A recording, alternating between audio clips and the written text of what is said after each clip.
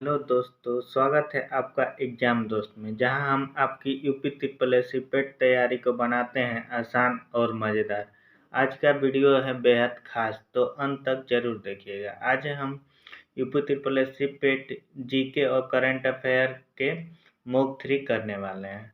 आज का हमारा पहला क्वेश्चन है, हाल ही में नेशनल क्वांटम मिशन को सफलतापूर्वक शुरू करने वाला पहला राज्य कौन बना है? तो हाल ही में नेशनल क्वांटम मिशन सफलतापूर्वक शुरू करने वाला पहला राज्य कौन बना है? कर्नाटक।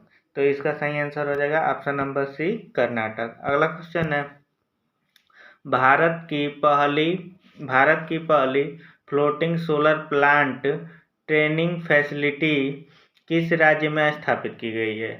तो भारत की पहली फ्लोटिंग सोलर प्लांट फैसिलिटी किस राज्य में स्थापित की गई है? तो इस क्वेश्चन का आंसर हो जाएगा आंध्र प्रदेश। ठीक है, तो इस क्वेश्चन का सही आंसर है option number D, Andhra Pradesh. अगला क्वेश्चन है, किस भारतीय राज्य ने हाल ही में वन हेल्थ मिशन की शुरुआत की है? तो किस भारतीय राज्य ने हाल ही में वन हेल्थ मिशन की शुरुआत की है? तो इस क्वेश्चन का सही आंसर हो जाएगा उत्तराखंड, ऑप्शन नंबर बी। अगला क्वेश्चन है, भारत में पहली बार VIPO ग्लोबल इन्वेंशन इंडेक्स में कौन सा राज्य टॉप 3 में रहा? तो देखिए क्वेश्चन नंबर 4 है, भारत में पहली बार WIPO ग्लोबल इन्वेंशन इंडेक्स में कौन सा राज्य टॉप 3 में रहा? तो कौन सा राज्य रहा? कर्नाटक। इस क्वेश्चन का सही आंसर क्या हो जाएगा? ऑप्शन नंबर बी, कर्नाटक सही हो जाएगा। ठीक है, अगला क्वेश्चन है, हाल ही में किस देश के साथ ग्रीन हाइड्रोजन अलायंस समझौता किया है? तो किस देश के साथ ग्रीन हाइड्रोजन अलायंस समझौता किया गया है?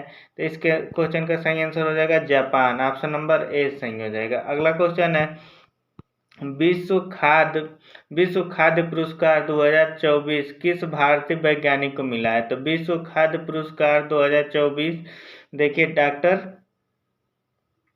डॉक्टर रघुनाथ माशेलकर को मिला है। इस क्वेश्चन का सही आंसर हो जाएगा ऑप्शन नंबर ए। अगला क्वेश्चन है, किस भारतीय शहर को हाल ही में यूनेस्को की क्रिएटिविटी सिटी नेटवर्क में शामिल किया गया है? तो देखिए वाराणसी को हाल ही में क्रिएटिविटी सिटी नेटवर्क में शामिल किया गया। अगला क्वेश्चन है, भारत का पहला solar electric double decker bus depot किस शहर में चालू किया गया? तो भारत का पहला solar electric bus depot decker Nagpur शहर में चालू किया गया है। तो इस क्वेश्चन का सही आंसर क्या हो जाएगा? Option number A. अगला क्वेश्चन है, किस खिलाड़ी को 2024 में Laureus world sportsman of the year से नामांकित किया गया है? तो देखिए इस क्वेश्चन का सही आंसर हो जाएगा option number A, Neeraj Chopra. Neeraj Chopra को Laureus world sportsman of the year के खिताब से नवाजित किया गया। अगला क्वेश्चन है, हाल ही में किसे इसरो के नए अध्यक्ष के रूप में नियुक्त किया गया है? तो देखिए इसरो के नए अध्यक्ष के रूप में किसे नियुक्त किया गया है? डॉक्टर एस सोमनाथ को। इस क्वेश्चन का सही आंसर क्या हो जाएगा? ऑप्शन नंबर ए हो जाएगा। अगला क्वेश्चन है, भारत का एकमात्र सक्रिय ज्वालामुखी बैरन द्वीप किस राज्य या केंद्र शासित प्रदेश में स्थित है? तो देखिए भारत का एकमात्र सक्रिय ज्वालामुखी बैरन द्वीप कहाँ स्थित है? अंडमान एंड निकोबार द्वीप समूह में। तो इसका सही आंसर क्या हो जाएगा? ऑप्शन नंबर बी हो जाएगा। अगला क्वेश्चन है, निम्नलिखित में से कौन सा राज्य भारत में सबसे अधिक जनसंख्या घनत्व वाला राज्य है? तो देखिए निम्नलिखित में से कौन सा राज्य सबसे अधिक जनसंख्या घनत्व वाला राज्य है? तो इस क्वेश्चन का सही आंसर हो जाएगा ऑप्शन नंबर ए, बिहार। बिहार जो है भारत का सबसे अधिक जनसंख्या घनत्व वाला राज्य है। अगला क्वेश्चन है, Indian council of agriculture research ICAR का मुख्यालय कहाँ है? तो ICAR का मुख्यालय नई दिल्ली में। इस क्वेश्चन का सही आंसर क्या हो जाएगा? ऑप्शन नंबर सी, नई दिल्ली। अगला क्वेश्चन है, भारतीय लोकसभा में वर्तमान में अधिकतम कितनी सीटें हो सकती हैं? तो भारतीय लोकसभा में वर्तमान में अधिकतम 552 लोकसभा सीटें हो सकती हैं। अगला क्वेश्चन है, अंतर्राष्ट्रीय सौर गठबंधन ISA का मुख्यालय कहाँ स्थित है? तो अंतर्राष्ट्रीय सौर गठबंधन IAS का मुख्यालय गुरुग्राम में स्थित है। गुरुग्राम हरियाणा में स्थित है। अगला क्वेश्चन है, भारत में राष्ट्रीय खेल दिवस किस तारीख को मनाया जाता है? तो भारत में राष्ट्रीय खेल दिवस कब मनाया जाता है? 29 अगस्त को। कब मनाया जाता है? 29 अगस्त। मेजर ध्यानचंद जी की याद में मनाया जाता है। और 5 सितंबर को क्या मनाया जाता है? शिक्षक दिवस। 5 सितंबर को शिक्षक दिवस के रूप में मनाया जाता है। अगला क्वेश्चन है, नटराज की मूर्ति भारत के किस शास्त्रीय कला का प्रतीक मानी जाती है? तो नटराज की मूर्ति भारतनाट्यम शास्त्रीय कला का प्रतीक माना जाता है। ठीक है, तो भारतनाट्यम किस राज्य का शास्त्रीय नृत्य है? तो भारतनाट्यम तमिलनाडु का किस राज्य का शास्त्रीय नृत्य है? तमिलनाडु का शास्त्रीय नृत्य है। ठीक है, अगला देखिए, कथक कहाँ का है? तो कथक उत्तर भारत का है। ठीक है, कथक उत्तर भारत का शास्त्रीय नृत्य है। कुचिपुड़ी केरल। कुचिपुड़ी कहाँ का है? केरल। और उड़ीसी कहाँ का है? उड़ीसी केरल। ठीक है, मोहिनीअट्टम केरल का शास्त्रीय नृत्य है। अगला देखिए, अगला क्वेश्चन है, भारत का कौन सा संगठन पृथ्वी पर्यवेक्षण उपग्रह के लिए जाना जाता है? तो पृथ्वी पर्यवेक्षण उपग्रह के लिए कौन सा संगठन को जाना जाता है? इसरो। ठीक है, इसरो। इस क्वेश्चन का सही आंसर क्या हो जाएगा? Option number B. तो अब देखिए, इसरो की स्थापना कब की गई थी? तो इसरो की स्थापना कब की गई थी? 15 अगस्त। इसरो की स्थापना कब की गई थी? 15 अगस्त 1969 में की गई थी। कब की गई थी? 1969 में इसरो की स्थापना की गई थी। इसके संस्थापक या प्रथम अध्यक्ष कौन थे? इसरो के संस्थापक या प्रथम अध्यक्ष विक्रम साराभाई थे। कौन थे? विक्रम साराभाई थे। साराभाई। ठीक है, और वर्तमान में इसरो के अध्यक्ष कौन है? तो एम एस सोमनाथ। ठीक है, वर्तमान में इसरो के अध्यक्ष कौन है? एस सोमनाथ हैं। ठीक, और इसरो का हेडक्वार्टर कहाँ है? बेंगलुरु कर्नाटक। हेडक्वार्टर कहाँ है इसरो का? बेंगलुरु में है। इसरो का हेडक्वार्टर बेंगलुरु कर्नाटक में है। अब देखिए DRDO। तो DRDO की स्थापना कब की गई थी? तो DRDO की स्थापना हुई थी 1958। कब हुई थी? 1958 में DRDO की स्थापना हुई थी। इसके वर्तमान में अध्यक्ष कौन है? इसके वर्तमान में अध्यक्ष हैं डॉक्टर समीर वी कांत। इसके वर्तमान में अध्यक्ष कौन है? Doctor Sameer V Kant. और इसका हेडक्वार्टर कहाँ है? DRDO का हेडक्वार्टर है नई दिल्ली। ठीक है, अगला देखिए, ब्राक इसकी स्थापना कब हुई थी? तो देखिए, ब्राक की स्थापना हुई थी 3 जनवरी 1954। 1954 में ब्राक की स्थापना हुई थी। और इसका हेडक्वार्टर कहाँ है? ट्राम्बे यानी मुंबई में है। ठीक है, ब्राक का हेडक्वार्टर ट्राम्बे मुंबई बम्बई में है। ठीक, अगला को देखिए, CSIR इसकी स्थापना कहाँ हुई थी? CSIR इसकी स्थापना देखिए कब हुई थी? 26 सितंबर 1942 में हुई थी। ठीक है, इसका भी हेडक्वार्टर कहाँ है? नई दिल्ली में। और ब्राक के संस्थापक कौन है? तो होमी जहांगीर भाभा। ब्राक के संस्थापक कौन है?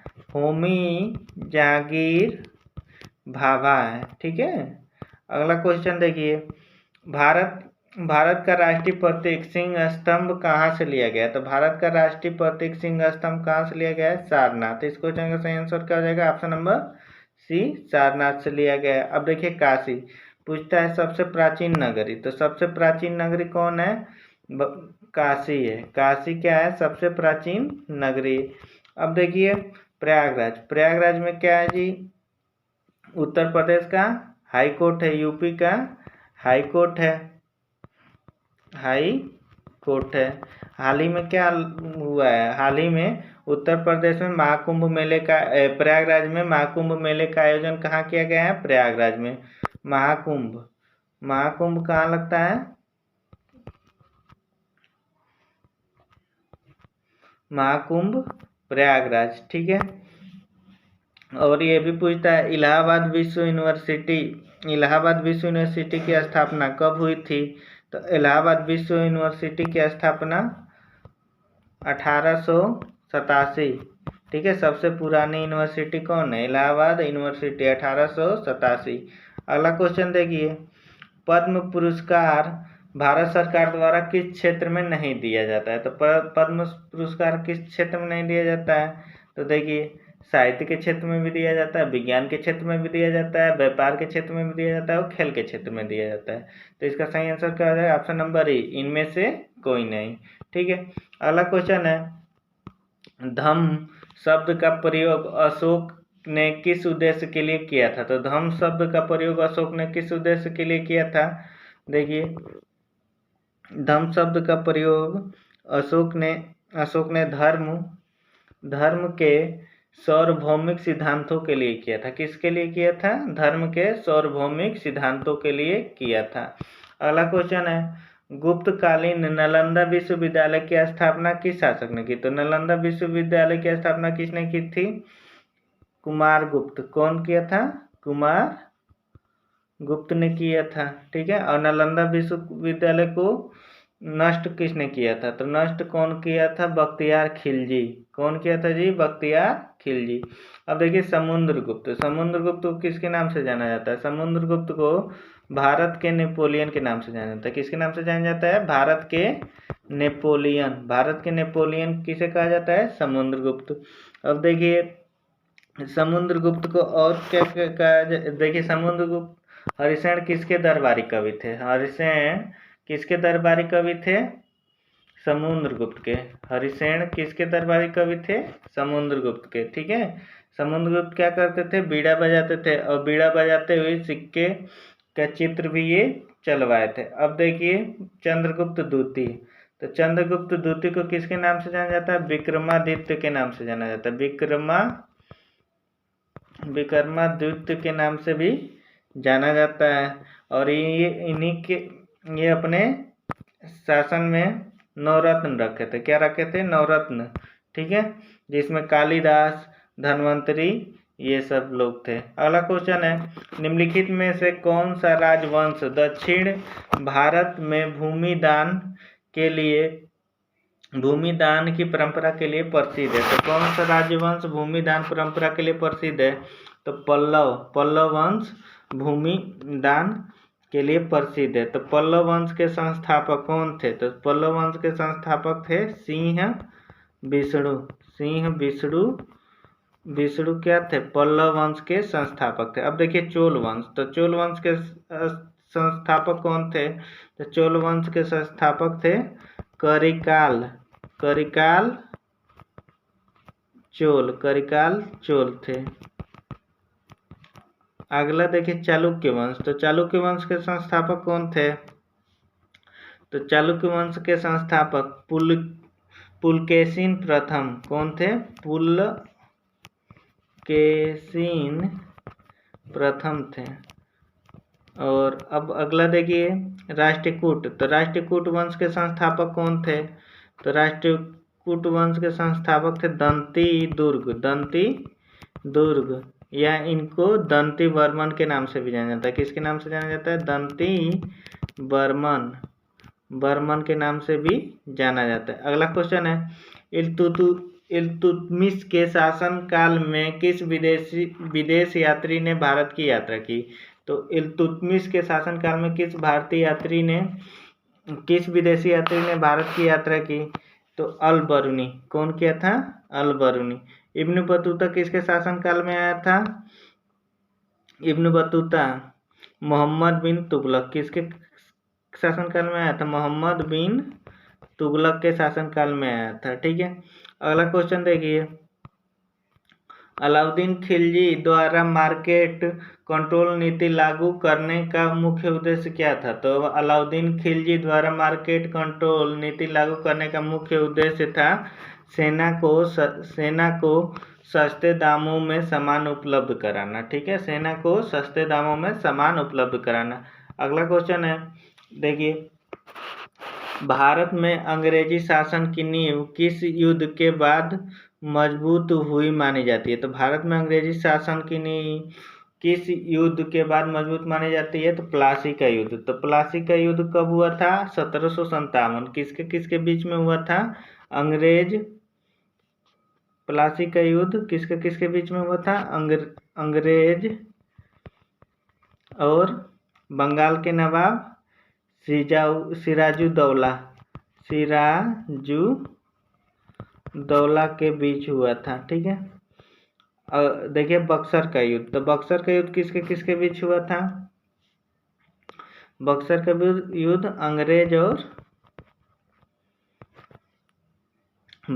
युद्ध अंग्रेज और मीर कासिम शाह आलम द्वितीय और शुजाउद्दौला के बीच हुआ था। बक्सर के युद्ध कब हुआ था? 1764 ईस्वी में हुआ था। अगला क्वेश्चन है, 1857 की क्रांति के समय किस रियासत ने रानी ने झांसी को अंग्रेज से बचाने का प्रयास किया था? तो 1857 की क्रांति के समय किस रियासत की रानी ने झांसी को अंग्रेजों से बचाने का प्रयास किया था? तो इसका सही आंसर क्या हो जाएगा? रानी लक्ष्मीबाई। ठीक है, अगला क्वेश्चन है, पूर्ण स्वराज की घोषणा भारतीय राष्ट्रीय कांग्रेस के किस अधिवेशन में की गई? तो पूर्ण स्वराज की घोषणा देखिए भारतीय राष्ट्रीय कांग्रेस के किस अधिवेशन में की गई थी? लाहौर अधिवेशन। लाहौर अधिवेशन कब हुआ था? 1929 में हुआ था। इसके अध्यक्ष कौन थे? नेहरू थे। ठीक है, अब देखिए लखनऊ अधिवेशन। तो लखनऊ अधिवेशन कब हुआ था? लखनऊ अधिवेशन 1916। लखनऊ अधिवेशन 1916। इसके अध्यक्ष कौन थे? अंबिकाचरम मजूमदार। कौन थे? अंबिकाचरम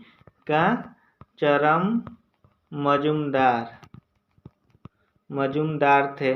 ठीक है, और इसमें क्या हुआ था? नरम दल और गरम दल दोनों आपस में मिले थे। कौन कौन मिला था? नरम दल प्लस गरम दल आपस में मिले। और क्या हुआ था? कांग्रेस और मुस्लिम लीग के बीच समझौता। और क्या हुआ था? लखनऊ अधिवेशन 1916 में कांग्रेस और मुस्लिम लीग के बीच समझौता हुआ था। ठीक है, तो लखनऊ अधिवेशन 1916 में क्या क्या हुआ था? गरम दल और नरम दल आपस में मिले थे और कांग्रेस और मुस्लिम लीग की आपस में समझौता हुई थी। और इसके अध्यक्ष कौन थे? अंबिकाचरम मजूमदार थे। अब देखिए कराची अधिवेशन 1931। तो कराची अधिवेशन 1931, इसके अध्यक्ष कौन थे? सरदार वल्लभ भाई पटेल। कौन थे? पटेल जी थे। ठीक है, कराची अधिवेशन 1931 के अध्यक्ष थे पटेल जी। इसमें किसके बारे में बात हुई? गांधी-इरविन समझौता।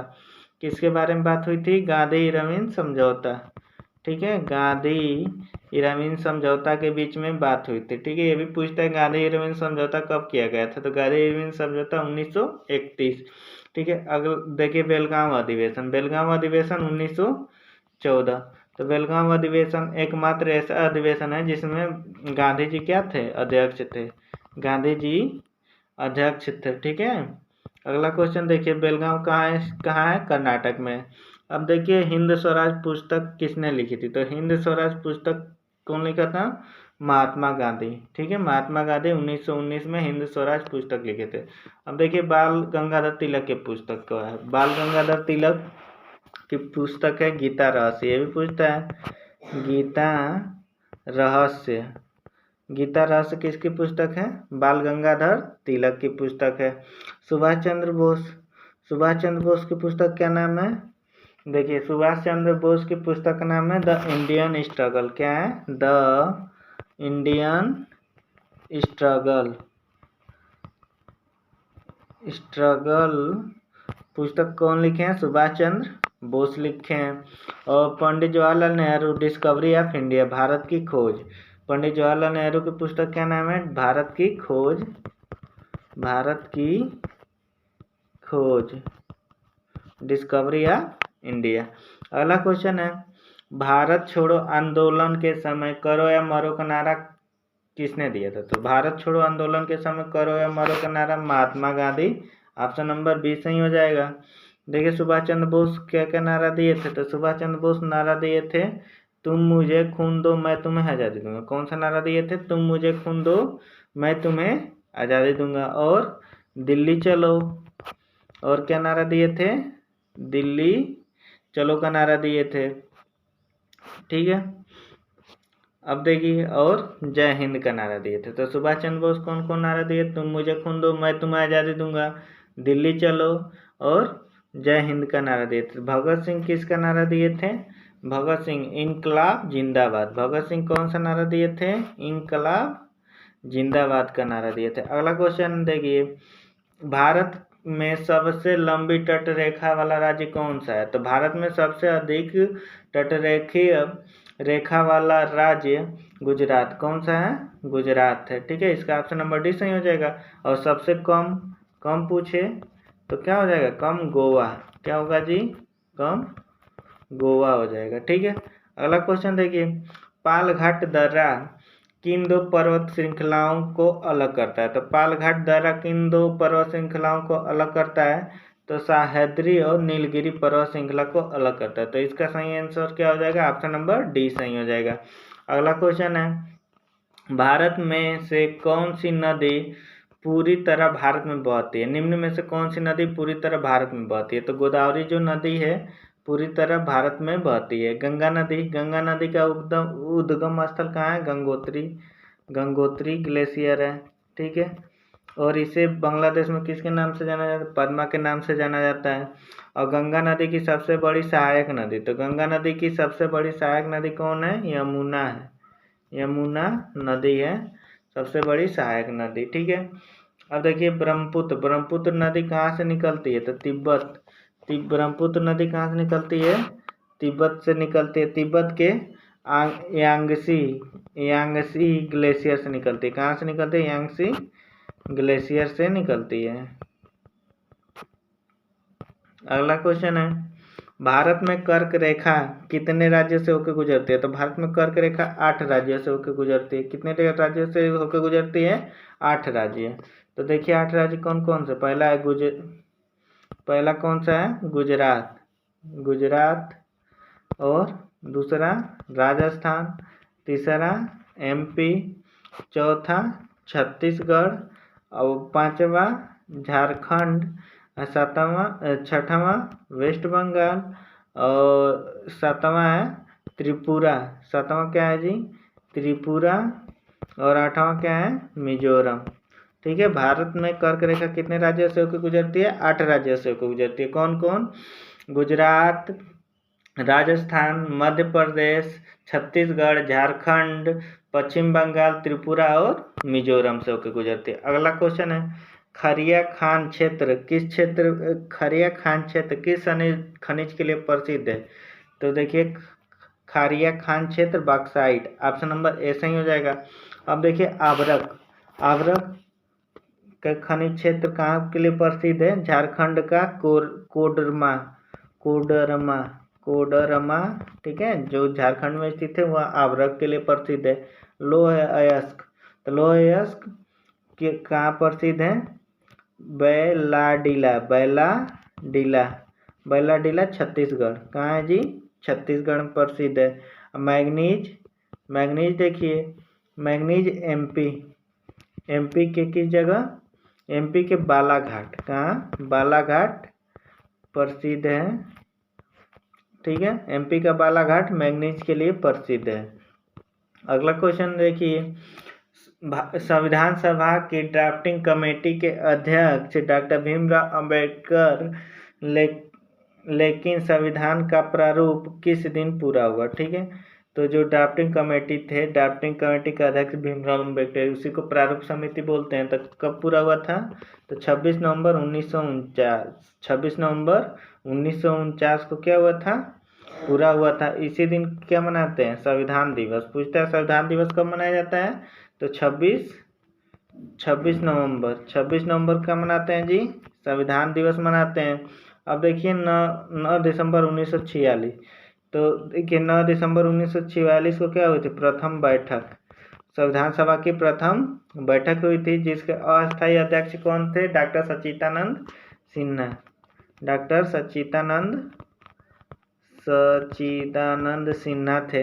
ठीक है, और देखिए द्वितीय बैठक कब हुई, द्वितीय बैठक हुई थी 11 दिसंबर। कब हुई थी जी, संविधान सभा की द्वितीय बैठक 11 दिसंबर 1946 को हुई थी। उस समय अस्थायी अध्यक्ष किसे नियुक्त किया गया था, डॉक्टर राजेंद्र प्रसाद को। ठीक है, तो 11 दिसंबर 1946 को अस्थायी अध्यक्ष के रूप में संविधान सभा के किसे नियुक्त किया गया, डॉक्टर राजेंद्र प्रसाद।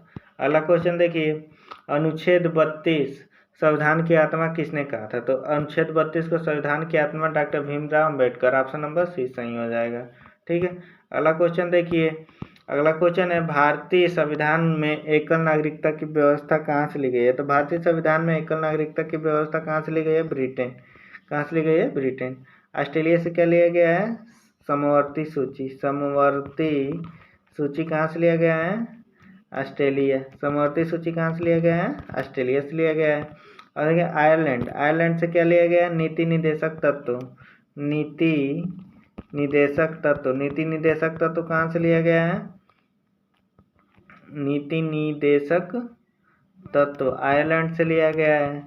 ठीक है, और अमेरिका से क्या लिया गया है, अमेरिका से लिया गया है मौलिक अधिकार। क्या लिया गया है जी, मौलिक अधिकार। और क्या क्या लिया गया अमेरिका से, मौलिक अधिकार, न्यायिक पूर्वानुलोकन, राष्ट्रपति शासन प्रणाली, राज्यपाल की नियुक्ति, ये सब कहाँ से लिया गया, अमेरिका से लिया गया है।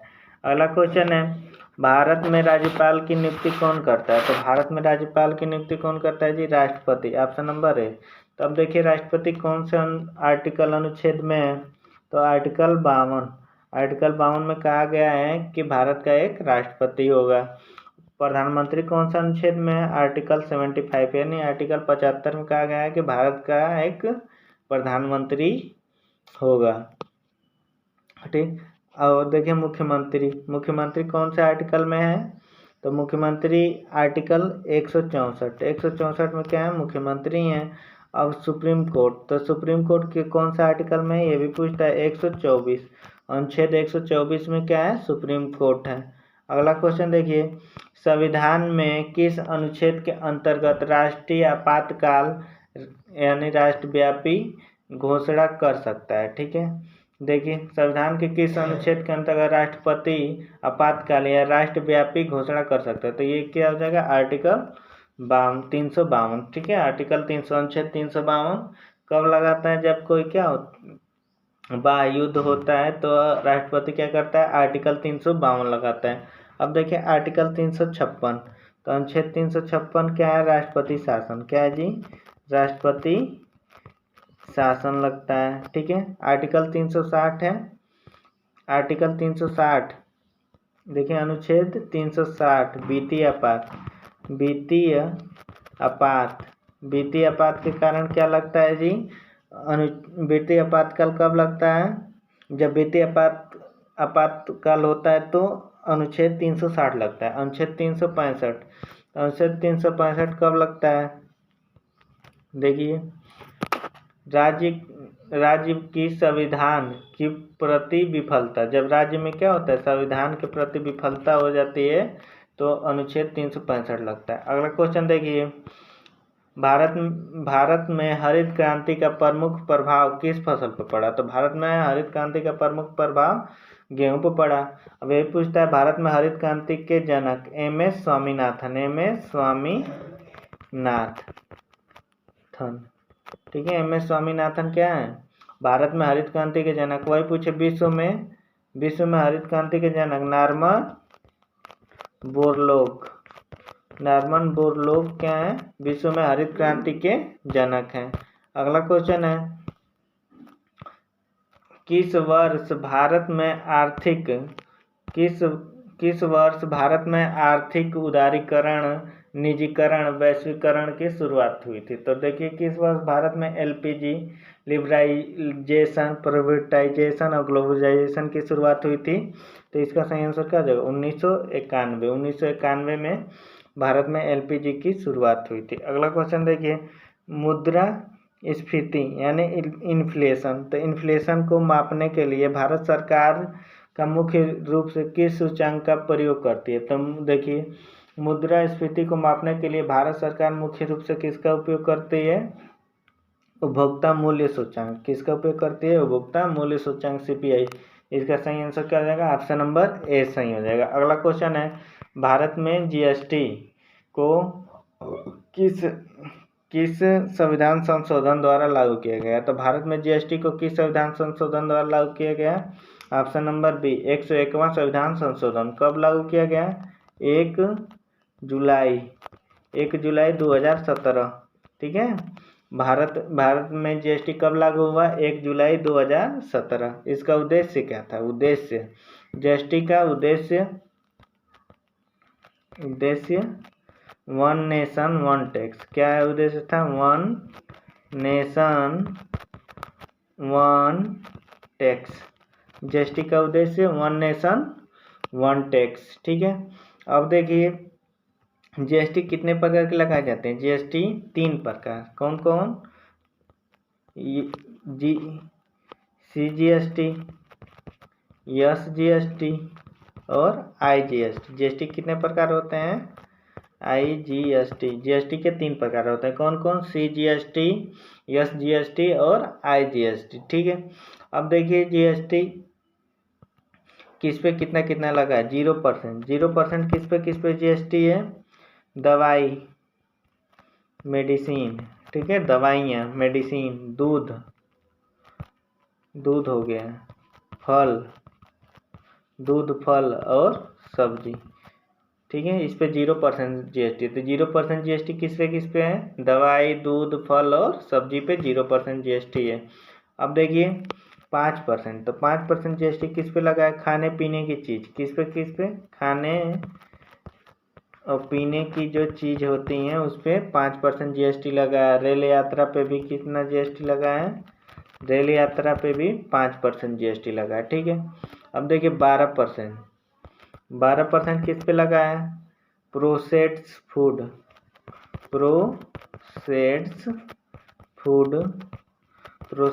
फूड और कपड़ा पे कितना % जीएसटी है? 12% जीएसटी है। अब देखिए 28%। तो 28% जीएसटी किस पे लगा है? तो जो लग्जरी आइटम होते हैं,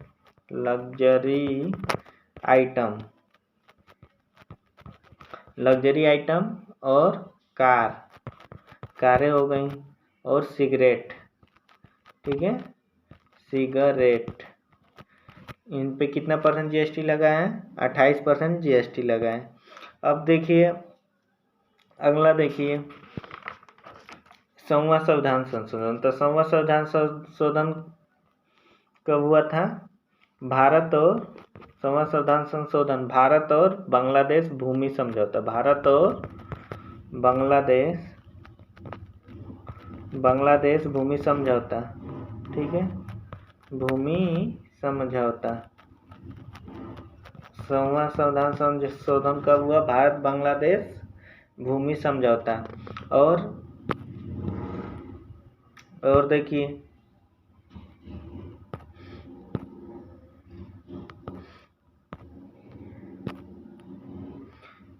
101 क्या है? 101वां संविधान संशोधन जीएसटी है। 102 क्या है? राष्ट्रीय पिछड़ा आयोग का गठन। राष्ट्रीय पिछड़ा आयोग का गठन।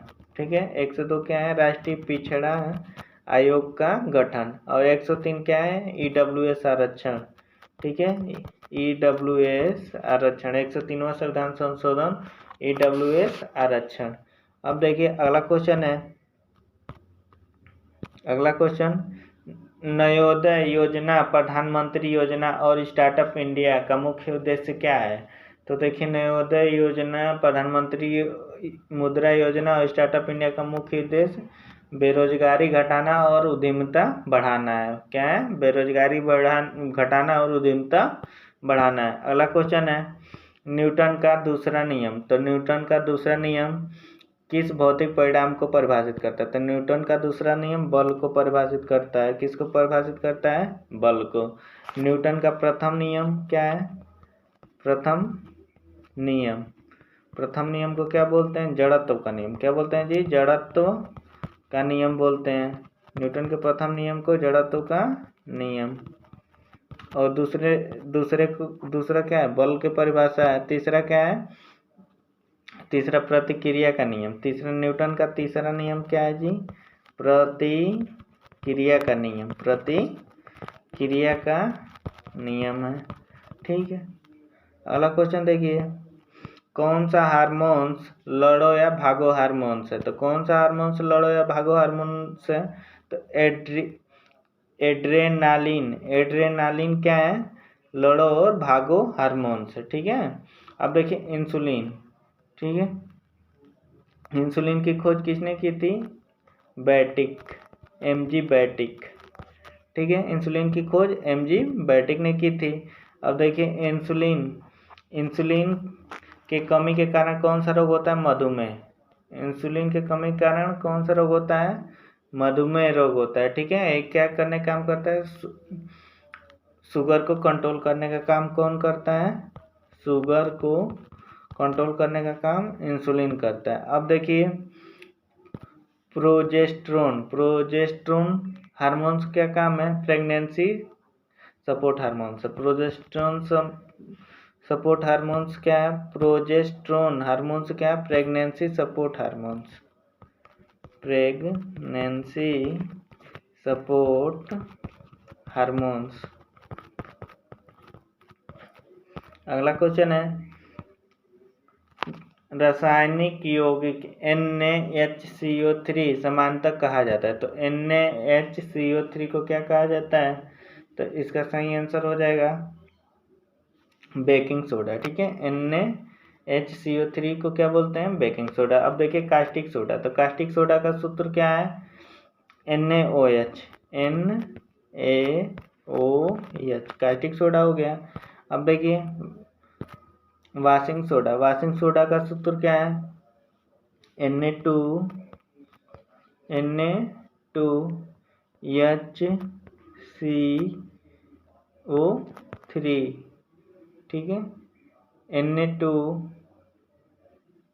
देखिए कास्टिक सोडा का सूत्र, वाशिंग सोडा का सूत्र है हमारा Na2CO3 into 10H2O। ये हमारा क्या हो जाएगा? वाशिंग सोडा का सूत्र हो जाएगा। और क्विक लाइम का सूत्र हमारा होता है CaO क्या होता है? क्विक लाइम का सूत्र होता है। और बेकिंग सोडा का NaHCO3। ठीक है। ये बेकिंग सोडा का सूत्र होता है। अगला क्वेश्चन देखिए, प्रकाश वर्ष किसका मात्रक है? तो प्रकाश वर्ष किसका मात्रक है? दूरी का मात्रक है प्रकाश वर्ष। अगला क्वेश्चन देखिए, DNA की द्विहिलेख संरचना किसने की थी? तो DNA की द्विहिलेख संरचना की खोज किसने की थी? वाटसन और क्रिक ने की थी। अब देखिए चार्ल्स डार्विन। तो चार्ल्स डार्विन को क्या किसके देखिए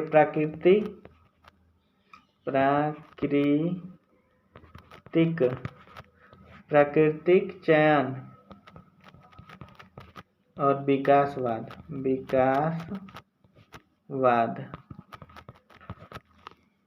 ठीक है। अब देखिए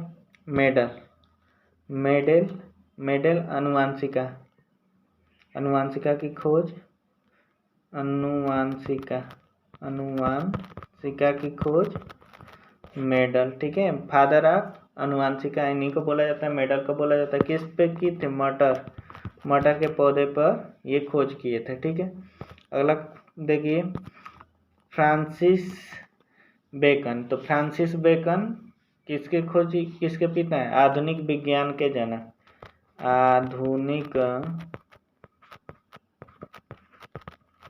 आधुनिक विज्ञान के जनक। ठीक है। आधुनिक विज्ञान के जनक फ्रांसिस बेकन है।